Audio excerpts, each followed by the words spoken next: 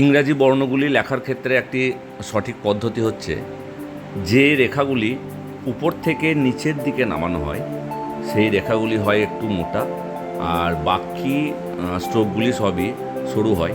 যেমন হচ্ছে এ লেখার ক্ষেত্রে প্রথম স্ট্রোকটি সরু, কারণ নিচের থেকে ওপর দিকে তোলা হয়, এবং পাশেরটি মোটা হয় কারণ এটি ওপর থেকে নিচের দিকে নামে। বাকি অক্ষরের ক্ষেত্রে একই রকম পদ্ধতি ব্যবহার করা হয়।